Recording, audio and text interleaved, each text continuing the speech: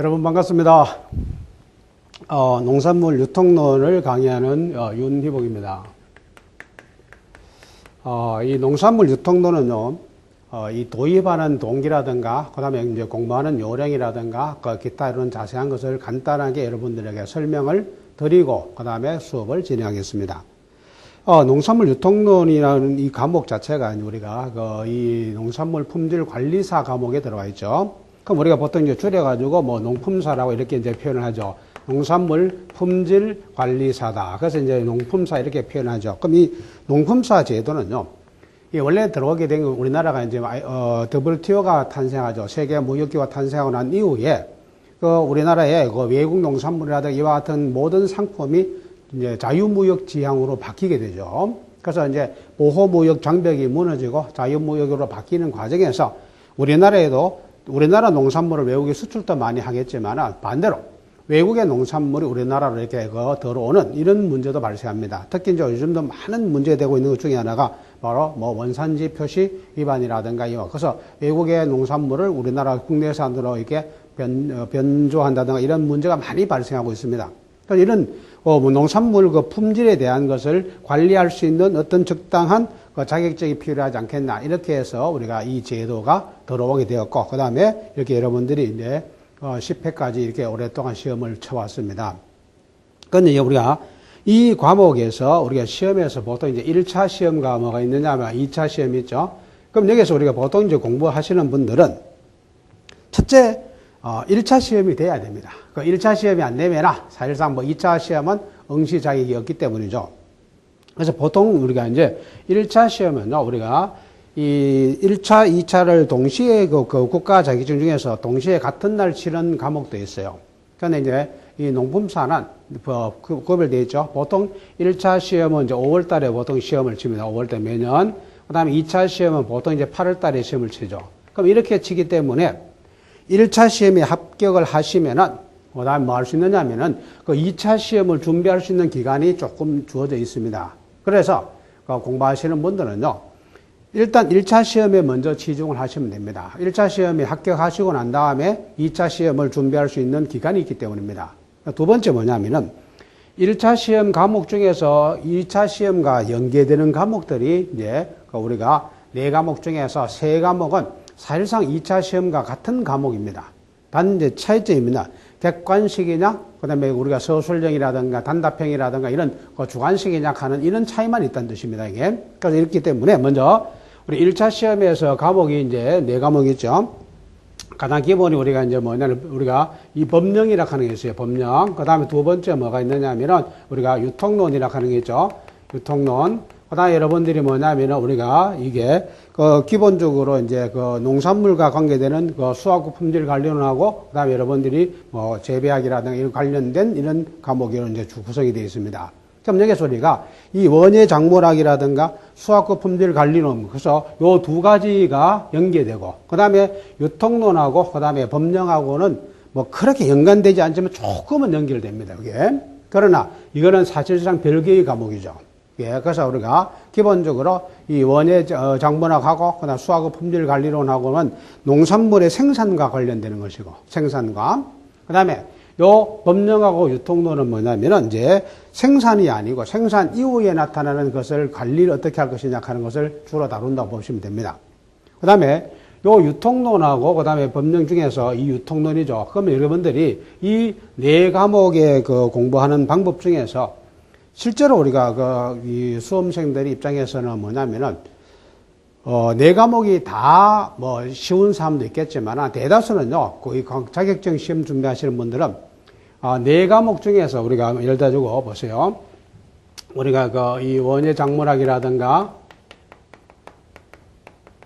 그 다음에 여러분들이 뭐냐면은 수확국 품질 관리론입니다. 그럼 이 과목이 있는데 이 중에서 실제로 공부하는 학생들이 상당히 어려운 과목이 뭐냐면요. 이 법령입니다. 그 다음에 원예 작물학이죠. 이 두 과목이 조금 어렵습니다. 왜냐면요. 이 두 과목은 양이 좀 많습니다. 그래서 양이 좀 많기 때문에 공부하시는 수험 입장에서는 조금 어렵다고 판단할 수가 있는 것이 바로 요 두 과목이라 하는 겁니다. 그러면은 이게 시험에서요. 무조건 뭐냐면은 여러분들이 합격을 위한 공부를 하시면 됩니다. 이 학생들이요, 이 시험을 치는데 공부하시는 데서 무턱대고 막 공부하기 때문에 좀 어렵다고 생각하는 겁니다. 이게 공부하실 때요, 어떤 과목이든 간에 기본적으로 우리가 이 자격증 시험에서는 일단 뭐냐면요, 이게 모든 과목별입니다. 이게 이 과목별로 뭐 해드렸냐면 과목별 40점 이상이 나와야 됩니다. 그럼 40점 이하가 어느 한 과목, 그럼 4과목 중에서 어느 한 과목이 나오면은 불합격이죠. 두 번째, 평균 따져가지고 몇 점입니까? 60점 이상이면은 합격을 한다 하는 겁니다. 그러면은 공부하시는 여러분 입장에서요, 이렇게 생각하시면 됩니다. 조금 그래도 쉬운 과목이 유통론하고 그 다음에 수학과 품질 관리론입니다. 요 2개의 과목은요, 여러분들이 공부하실 때 100점 맞기 위해서 공부하시지 말라 하는 겁니다. 그러니까 수험생 입장에서는 물론 100점 맞아가지고 점수가 잘 나오면 좋겠죠. 사실은 이게. 그러나 공부는 그렇게 할 필요 없어요. 왜냐면요, 만약에 여러분이 경쟁시험 같은 경우는 뭐가 돼야 돼요? 남보다 많이 받아야 합격하는 겁니다. 특히 뭐 공무원 채용이나 이런 시험 같은 경우는 결과적으로 100명 모집한 100등 안에 들어가야 되는 거. 그럼 남보다 많이 맞아야 합격한다 하는요. 그러나 이 자격증 시험은요, 여기에만 특거리 하면 되잖아요. 그러면 결국 뭐냐면은 60점 맞아가지고 합격한 사람이나 뭐 90점 맞아 합격한 사람이나 자격증 나는 건 똑같죠. 그러면 결국 뭐냐? 공부를 잘하는 사람은 90점 맞고 합격하는 게 아니고 몇 점 맞고요? 60점 맞고 합격하면 제일 좋다 하는 거예요. 그게 결국은 노력은 적게 하고 자격증은 취득하는 거잖아요, 이게. 그러면 어떻게 하느냐? 바로 이 유통론하고 이 수학과 품질 관리론은요, 한 80점 정도를 맞는다고 여러분들이 생각하시고 공부하세요. 그러면 공부를 하다 보면은 잘 안 되는 부분이 나옵니다. 예를 들어서 제가 하는 유통론 같은 경우에는요, 여러분들이 뭐 이렇게 탄력성을 구한다든가 시장에 가면요, 뭐 수요 공급에 여러분들이 여러 가지 막 법칙이 나오고 합니다. 이 부분은 살짝 좀 어렵거든요. 그러면 그 어려우면은 그 부분을 배제해도 된다는 뜻이죠. 왜? 80점 목표로 하면 되기 때문에. 그 다음에 여러분들이 법령이라든가 그다음에 원예 작문학 같은 경우에는 조금 어렵다. 그러면 몇 점 목표로 하면 됩니까? 그냥 50점 반타작 한다고 생각하면 돼요. 그러면은 50점만 맞으면은 과락을 면하잖아요. 그럼 과락 면하기 때문에 분명히 그러는 사람들은 합격을 한다 하는 겁니다. 그러니까 이 공부를 하실 때요, 무턱대고 막 하지 마시고 전략을 세우라 하는 겁니다. 그러면 전략을 세워가지고 그래서 이게 조금 어려운 과목이 2과목 있더라. 그럼 그 2과목은 그냥 그 전체 중에서 반만 맞춘다. 그러면 이제 줄 어떻게 하냐면 시험의 출제가 그 과목별로 저는 뭐 제가 다른 과목은 제가 담당자 아니기 때문에 내용이 어떤 곳에서 많이 출제가 된다 하는 것을 아마 담당 교수님들이 강의하면서 설명을 할 겁니다. 그러면 그 부분에 대해서만 좀 중점적으로 공부하시면요, 50점은 맞는다 하는 겁니다. 그럼 50점 맞고 그러면 여러분들이 유통론이라든가 원예자, 수학과 판별에서 한 8점 목표로 해가지고 몇 점 맞으면 돼요? 7점 맞으면 되죠. 그러면 결과적으로 우리가 50점 만점 목표 해가지고 한 50점은 맞고 7점 맞고 하면 6점 만들어진다 하는 겁니다. 그러면 결과적으로 이게 합격하신다고 하는. 그러면 결국 뭐냐? 1차 과목을 합격하셔야 2차 과목에 시험 칠 수 있는 뭐가 주어져요? 자격이 주어진다 하는 거야. 그러니까 이제 목표는 결국 뭐냐면은 우선 여러분들 1차 공부하시라 하는 거. 그 다음 두 번째, 2차는요, 여기 유통론 빼고 나머지 법령과 원예 작문학과 수학과 품질 관리론 요 3과목에서 그대로 뭐가 나온다? 2차 시험이 나온다 하는 겁니다. 그러면 2차 시험은요, 단지 여러분들이 또 주어진 그 내용이 별도로 이미 제시된 것이 있기 때문에, 오늘 1차 시험 합격하시고 나면, 그럼 시험 치고 나면은 그날 바로 뭡니까? 바로 여러분이 가답안이 나오고 자기가 스스로 자기 시험중에 있으니까 자기 채점 해보면 알잖아요. 그럼 내가 합격했다, 불합격했다 보면 나와. 그러면은 합격했다고 생각되면 뭐 하면 돼요? 그때부터 한 석 달 동안 뭐 하면 됩니까? 열심히 2차 준비하면은 된다는 뜻입니다.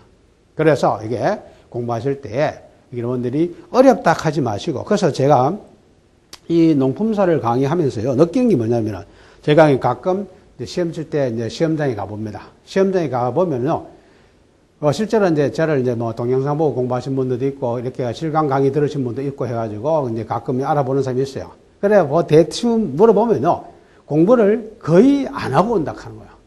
이게, 실제로 우리가 이 농품사 과목 자체가요, 4과목이지만은 그렇게 아주 막 어려운 어떤 그런 내용을 가지고 시험 문제를 묻지는 않지 않습니까? 그러면은 여러분들이요, 사실 이게 저는 생각합니다. 책을 3번만 읽어보고 오시라 카요. 적어도. 그건 무슨 자격증을 취득하는데 책을 3번도 안 읽어보고 시험 치러 오는 사람들 합격하기를 기다린다 하는 것은 좀 욕심이잖아요. 예. 그래서 여러분들은 적어도 책을 한 3번 정도만 읽어보시라 하는 겁니다. 그런데 실제로 제가 이제 그 시험 치러 오신 분들은 이렇게 보면 한 번도 안 읽어보고 오신 분들이 상당히 많아요. 말로는 뭐 그냥 책 그냥 조금 봤다가 책 이렇게 공부했던 책 보여주잖아요. 보면 압니다. 제가 이분은 여러분들이 많이 읽어본 사람이다. 아니면 뭐 사실상 제대로 안 읽어본 사람이다 나오잖아요. 그럼 그런 것은 결국 뭐냐면은 우리가 기본적으로 책 보면 알 수 있기 때문에 그 공부를 너무 안 한다 하는 거예요. 그러면 안 하기 때문에 어렵다 하는 겁니다. 그래서 생각보다는 합격률이 좀 저조하다는 뜻입니다. 예. 그거는 이제 실제로 시험 문제가 어려워 그런 게 아닙니다. 그건 이제 두 번째. 제 과목이 유통론에 대해서 이제 공부하는 방식을 설명드리겠습니다. 이 유통론은 우리가 기본적으로 우리가 이 내용 자체가 시험 문제가 보면요. 거의 25문제가 나오기 때문에 작년 문제하고 그 전에 문제하고 한 최근 5년 문제만요. 여러분들이 잘 분석하면 거의 합격하신다 하는 거예요. 왜냐하면 시험 문제 제 책을 여러분들이 나중에 공부해 보시면 아시겠지만 이 지금 기출 문제가 여러분들 나와 있는 그 기출 문제 중에서 제 책에 나오지 않는 문제가 나온 것은 하나도 없다는 뜻입니다. 제가 이게 책을 쓰면서 우리가 그 최근의 기출 문제까지 다 분석해서 이렇게 했기 때문에 이 내용이 자체가 고스란합니다. 단 매년마다 뭐냐면 말만 조금 바뀌었습니다. 말만. 제가 이제 수업하면서 설명해 드리겠지만은 실제적으로 이 부분은 또 한 문제 무조건 나옵니다. 이 부분은 한 문제 이상 무조건 나옵니다. 그럼 이렇게 하면요. 그 부분만 여러분들이 딱 집중적으로 하면은 아무리 못 맞아도 여러분들 80점은 맞는다 합니다. 이게 그러면 결과적으로 충분히 합격하잖아요. 그래서 이 유통론에 공부하시다 보면 제가 좀 어려운 부분이라고 얘기합니다. 그 어려운 부분이라고 얘기할 때 그 분야는요, 정 안 내면은 뭐 그 부분도 공부 잘하면 더 좋고, 혹시라도 만약에 제가 이 부분은 좀 어렵기 때문에 공부하실 때 이렇게 잘 들으십시오. 뭐 아니면 여러 번 많이 반복해서 동영상 보십시오. 이렇게 얘기합니다.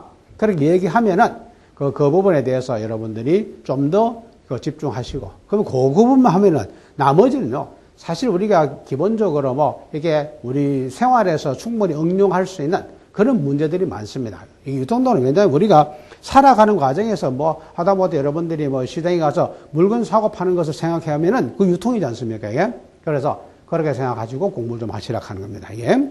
그래서 일단 이 농품사 공부를 2학년이면 시작했기 때문에 합격하셔야 됩니다.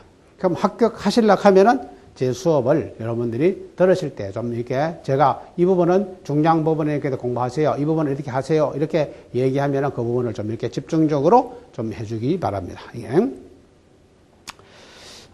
그 다음에 여러분들이 이제 그 내용으로 들어가겠습니다. 내용으로 들어가서 그 제일 앞에 보시면 이제 뭐가 나오느냐. 예. 우리가 먼저 여러분들이 책에 보면은 차례를 한번 보세요. 컨텐츠 해가지고. 그 차례를 보면 1파트하고 2파트 이렇게 여러분들이 나눠져 있습니다.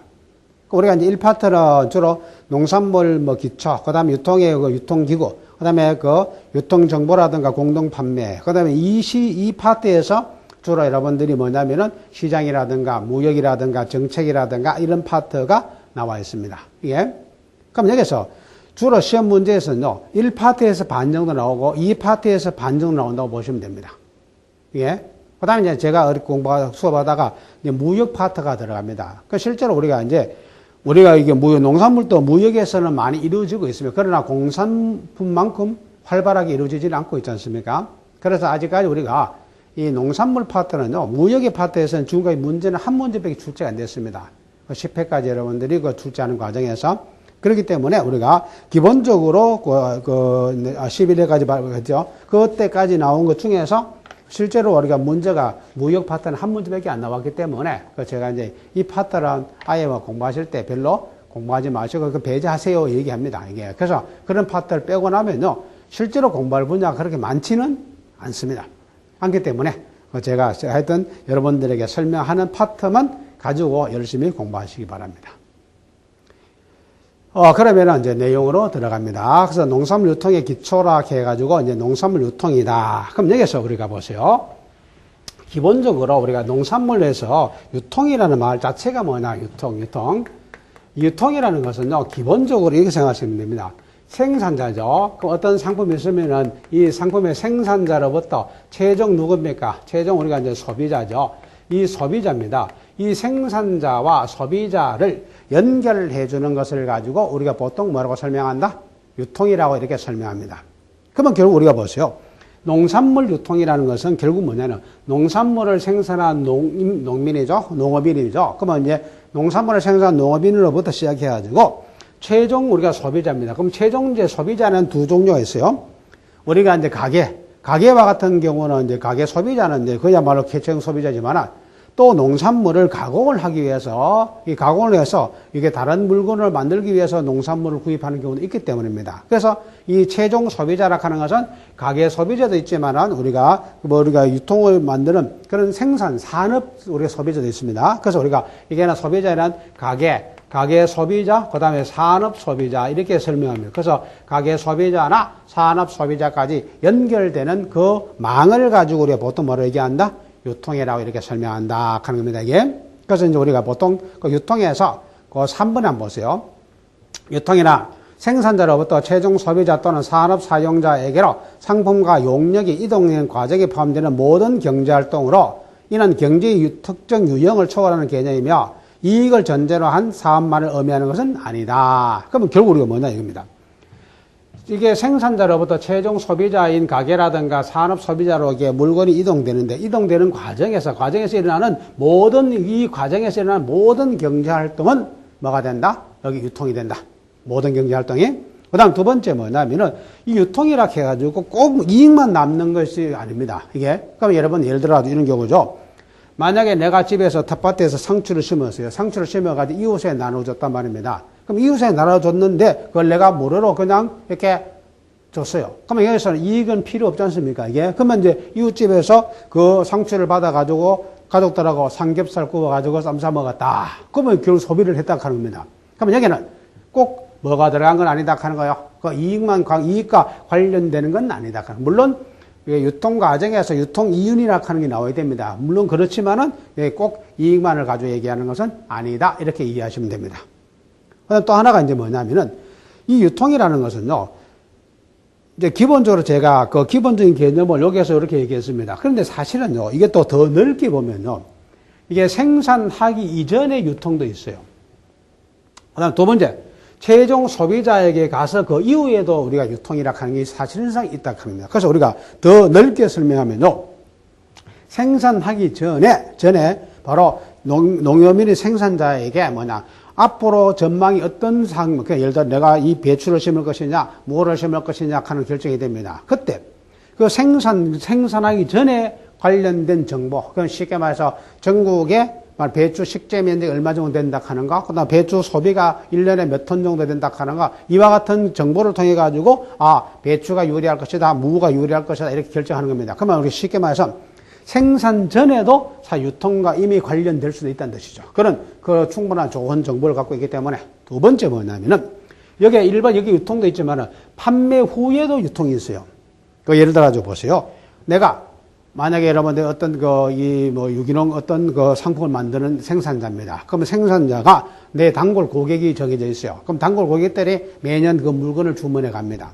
그럼 주문해 갔을 때에 그 단골 고객들에게 판매하고 난 다음에도 혹시라도 맛이 어떻느냐, 아니면 혹시라도 어떤 부분에서 이거를 조리를 어떻게 해 먹었느냐, 이렇게 물어보고, 내가 생각할 때는 이렇게 조리해 먹는 게 더 좋은 것 같더라. 내가 해보니까 또 이런 방식으로 조리할 수가 있는 것 같더라. 이런 것도 마찬가지입니다. 그래서 소비자 판매하고 난 이후에 그 소비자들에게도 사후에도 여러분들이 충분히 말할 수 있다. 서비스라, 우리가 F 서비스로 얘기하잖아요. 이와 같은 것이 가능하다는 뜻입니다. 그래서 우리가 넓게 보면은 바로 넓게 보면은 생산 이전과 그다음 판매 이후까지도 포함하는 것을 뭐로 볼 수가 있다? 유통이라 볼 수가 있다 하는 거. 이게. 그 다음에 좁게 그냥 우리가 보통 일반적 유통이라는 것은 바로 생산자로부터 시작해가지고 최종 소비자까지 이동하는 것을 뭐라고 얘기한다? 유통이다. 이렇게 보통 이렇게 얘기한다 하는 것이죠. 이렇게 여러분들이 전체적으로 보면 됩니다. 그 다음 우리가 이제 농산물 유통의 그 기능 하는 게 나오죠. 그 기능은요, 관측 기능이라고 하는 게 있습니다. 보세요. 주로 이제 그 관측 기능이라면 생산 이전에 미리 예측하는 거죠. 그래서 만약에 우리나라에서 이제 그 농민들이 그 생산하는 과정에서 조금 이제 그 착각해가지고 나타난 농산물의 그 문제가 이런 경우 있잖아요. 작년도에 만약에 배추 수확한 사람들이 수입이 좋았어요. 그러면은 또 내년에도 많다 합니다. 배추가 좋을 것이라 생각해 많은 사람이 배추를 심어. 그럼 또 그에 뭐가 돼요? 배추가 오히려 폭락하는 이런 결과도 많이 나타나지 않습니까? 그래서 우리가 보통 이렇게 생각합니다. 이 바로 관측, 예측. 그래서 앞으로 여러분들이 뭐 기후 조건이라든가 그 소비자들의 소비 그 트렌드 변화라든가 이런 걸 미리미리 예측하는 겁니다. 두 번째 뭐냐면은 우리가 교환 기능이죠. 교환이라는 것은 당연히 이제 뭐 매매하는 것을 우리 교환 기능이라고 하죠. 그 다음에 이제 물리적 기능 해가지고 뭐 수송이라든가 저장이라든가 보관 기능이라고 얘기하죠. 그 다음에 거래 촉진 기능이라고 얘기합니다. 우리가 이제 유통을 도와주는 거죠. 그럼 이렇게 그와 같은 것이 원활하게 이루어질 수 있도록 만들어주는 것을 가지고 바로 거래 촉진 기능. 그 다음에 판매 후 기능, 이렇게 얘기하는 겁니다. 그 다음 우리가 이제 유통의 그 사회적 역할 하는 게 나왔어요. 이거는 이렇게 생각하시면 됩니다. 이 유통이요, 옛날에는 뭐 그냥 우리가 판매하는 거다, 이렇게 간단하게 생각하고 이렇게 많이 했어요. 요즘에는요, 전체적으로 우리가 생산보다는 뭐가 더 중요하다, 유통이 더 중요하다 할 만큼 이렇게 오늘 유통이 차지하는 비중은 상당히 큽니다. 예, 그래서 우리가 보세요. 농산물 유통은 생산자와 소비자를 연결해 줌으로써 바로 생산물의 농산물의 사회적 순환을 통해서 농업 발전이. 그러면 결국 뭐냐면 농민이 아무리 좋은 물건을 만약에 여러분 유기농으로 아주 국민 건강에 좋은 이런 상품을 만들었다 하더라도 유통 과정을 거쳐가지고 이것이 소비자에게 뭐냐면 판매되지 않으면 이건 아무 의미가 없다 하는 겁니다. 그러면 결국 우리가 농업의 발전도 결국 뭐냐면은 유통이 잘 이루어져야만 그것이 결국 생산한 농민으로부터 소비자까지 전달해 줄 수 있는 겁니다. 두 번째 뭐냐면은 이 유통은 보세요. 농산물 수급 조절이라든가 생산 촉진, 유통 비용 절감에 의한 소비자 후생 증가, 그다음에 고용기회 확대 등 생산자뿐만 아니라 소비자 이익에도 크게 기여한다 돼 있어요.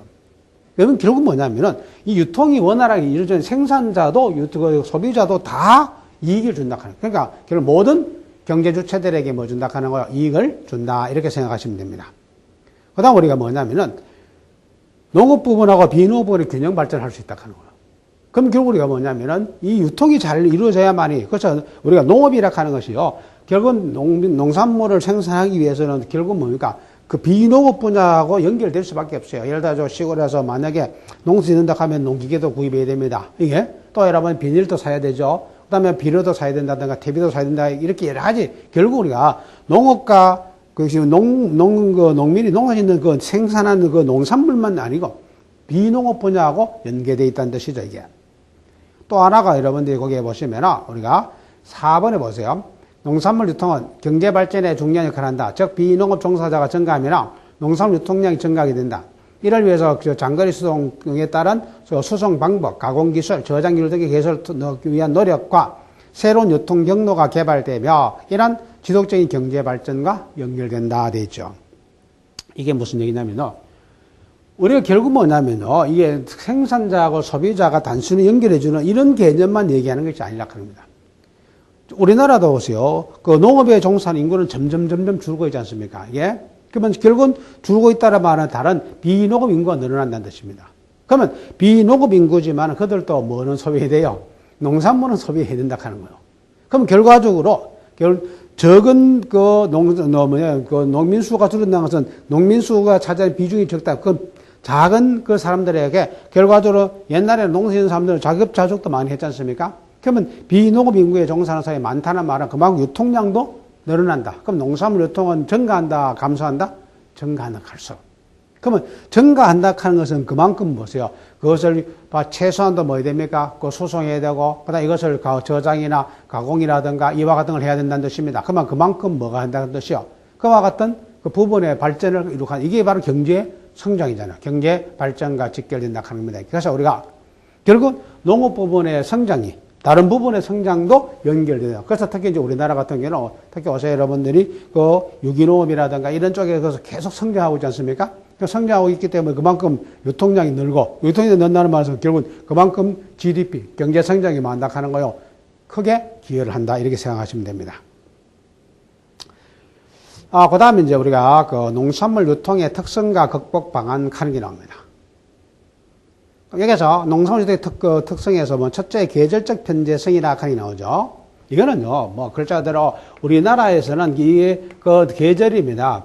이 농업이라 하는 것은 계절의 영향을 많이 받지 않습니까? 이게. 그럼 우리가 보통 봄에 많이 나오는 과일이라든가 채소라든가 나오고, 여름에 많이 나오는 과일이라든가 채소가 다르고, 그 다음에 가을에 나오는 게 다르지 않습니까? 그래서 우리가 이 농산물은 기본적으로 계절을 탈 수밖에 없다 하는 거. 그래서 결국은 계절적 편제성이 나타나. 그래서 항상 농업 부분이 불리한 이유가 뭐, 봄에 나올 때, 그때 여름에 그때 집중적으로 막 그와 같은 것을 생산할 수밖에 없다. 그러니까 전국에서 같은 시기에 같은 농산물이 많이 뭡니까? 홍수, 출하가 되는 이런 불리한 점을 가지고 있는 겁니다. 계절이 편제되어 있기 때문에 이게.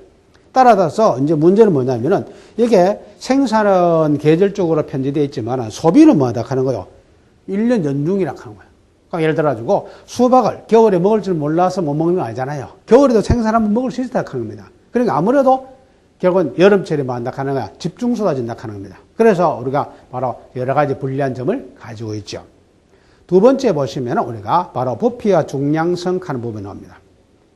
여기에 그 농산물의 특성이 있죠. 이 부분은 무조건 한번 출제됩니다. 내용은 아주 쉬운데 무조건 출제되기 때문에 이거는 이런 문제에서는 틀리면은 바보가 되는 겁니다. 두 번째는 부피입니다. 이 농산물이라고 하는 것은 실제적으로 뭐냐면은 이게 그 단위 가격에 비해서 부피가 좀 크죠. 또 무게가 무겁다 하는 겁니다. 그럼 결과적으로 뭐냐면은 이게 단위 농산물 가격에 비해서 그럼 수박 보세요. 뭐 5kg짜리 엄청나게 크지 않습니까? 무겁지 않습니까? 그런데 한 개 여러분들이 농민들, 도저히 소비자들이 사 먹을 때는 뭐 10,000원, 20,000원 주고 사 먹지만은 실제로 농민들이 그것을 생산해가지고 판매할 때는 그렇게 못 받지 않습니까? 이게 실제적으로 이게. 그러니까 그 농산물이라고 하는 것은 부피가 크고 무겁기 때문에 수송이라든가 보관이라든가 이런 저장하는 데 상당히 뭡니까? 불리하죠. 그래서 이와 같은, 그래서 이제 어떻게든 간에 이거를 극복하기 위해서는 일단 산지 유통을 잘해서 여러분들이 뭐 하는 거예요? 부피를 좀 줄여준다. 중량을 좀 줄여준다 합니다. 이게. 그 다음에 우리가 표준 능급화를 잘해줘야 됩니다. 그래서 바로 필요 없는 불필요한 그 상품이 다시 운반되는 일을 막아야 된다 합니다. 그래서 이와 같은 것을 막아야 되고, 또 하나 우리가 이제 뭐냐면은 이게 생산지에서요, 이게 표준 규격화된 품목을 가지고 잘 선별해 가지고 이게 도시로 보낸다는 것은 수송 비용도 절약되지만은 사실 도시에서 쓰레기 발생량도 뭐 할 수 있다 하면 그만큼 줄여 줄 수 있다 하는 것이죠. 그래서 이와 같은 부분에서 상당히 유리한 것이 바로 유리하게 하기 위해서는 부피를 줄여야 됩니다. 무게를 줄여야 돼요. 그다음 또 하나가 이제 부패성 문제 나오죠. 이게 농산물은요, 공산물에 비해서 아무래도 이제 생물이지 않습니까? 그러니까 생물이다 보니까 아무래도 이게 뭐가 쉽다? 썩기 쉽다 하는 거. 부패하기 쉽다 하는 거예요. 이게. 그러다 보니까 장비가 뭐가 힘들어요? 보관이라든가 이런 게 저장이라든가 이런 게 상당히 어려운 겁니다. 그래서 물론 여러분들이 농산물 같은 경우 가공을 해가지고 일부 뭐 저장을 한다든가 할 수 있지만은 실제적으로 공산물에 비해 상당히 불리한 점을 많이 가지고 있다는 뜻이죠. 그래서 이를 위해서 극복하기 위해서 일단 가공기술, 보관기술, 저장기술을 많이 모여야 되고 이게 개발해야 되고, 또 하나가 여러분들이 신선도 유지를 위해서 콜드체인 시스템이라고 되어 있죠. 그래서 우리가 바로 냉장, 냉동 이렇게 운반하는, 그래서 냉장 운반하거나 냉동 운반하는 겁니다. 이런 콜드체인 시스템을 통해 가지고 이런 여러분들이 부패성을 만나 잘 극복한. 그래서 우리가 일단 부패성과 관련된 것이 무조건 뭐다? 이게 바로 우리가 콜드체인 시스템이라고 하는 거. 그래서 이거를 잘해서 신선도를 유지할 수 있도록 잘 노력을 하셔야 됩니다. 이게. 그 다음에 기타 그 특징이 있습니다. 그 특징은 다음 시간에 계속 수업하겠습니다. 고생했습니다.